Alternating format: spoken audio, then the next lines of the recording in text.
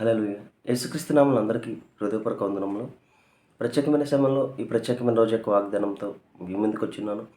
దేవుడు ఈరోజు మనం అనుగ్రహించబడిన వాగ్దానము ఆదికాండము 15వ అధ్యాయము 1వ వచనము. నేను నీకు కేడము, నీ బహుమానము అత్యధికమగును. హల్లెలూయా. ఈ వాగ్దానం ద్వారా మనం దీవించబడును గాక. ఈ వాగ్దానం ద్వారా మనం ఆశ్రయించబడును గాక. ఆమేన్. ఎప్పుడైతే ఇచ్చిన వాగ్దానం బట్టి అడుగుతామో అడిగిన సమస్తాన్ని దేవుడు మనకి అనుగ్రహిస్తాడండి. ఇచ్చిన వాగ్దానం ఏంటండి? నేను నీకు కేడము, నీ బహుమానము అత్యధికమగును.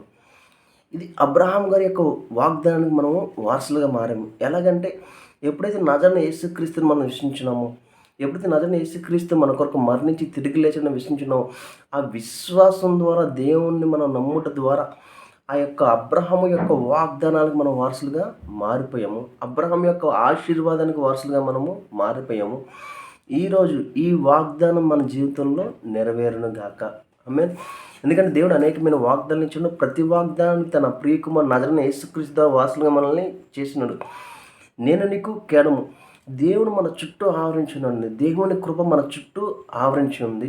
దేవదూతలు ఎల్లప్పుడూ మనల్ని కాపలా కాస్తున్నాయి. మనకు కావాల్సిన సమస్త సహాయాలు మనకి అందచేస్తున్నాయి. అటు రీతి నీ బహుమానం అత్యధికమవును.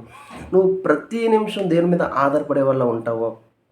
అబ్రహాం ఎట్టి రీతిగా అయితే దేవుని మీద విశ్వాసం కలిగి ఉన్నాడో, నీవు కూడా ప్రతిరోజు దేవుని మీద క్రీస్తు ద్వారా నువ్వు ఆధారపడి విశ్వాసం నువ్వు ప్రార్థన చేసి ముందుకెళ్తావు. ప్రతి విషయంలో నీకు అత్యధికంగా సమృద్ధికరమైన మేలు కలుగుతుంది. ఈరోజు మనందరము అత్యధికమైన బహుమానం పొందుకొనును గాక. ఆమేన్. ప్రార్థించుకుందామా? స్తోత్ర మహోన్నతమైన దేవునికి వందన స్తోత్రాలు చెల్లించుకున్నాం తండ్రి. ఇదిగో దేవా, మా చుట్టూ తండ్రి ఇదిగో మీ కృప ఆవరించింది తండ్రి. మాకు తండ్రి అనేకమైన ఆశీర్వాదాలు తండ్రి వారసులుగా మమ్మల్ని చేసినావు తండ్రి.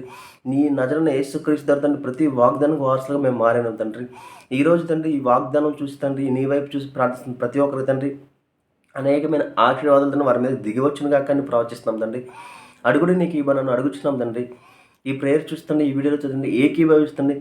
ఎవరు ఏ విషయం గురించి అయితే ప్రార్థిస్తున్నారు తండ్రి, ప్రార్థించిన ప్రతిదీ పొందుకొనును గాక అని ప్రవచిస్తాం తండ్రి.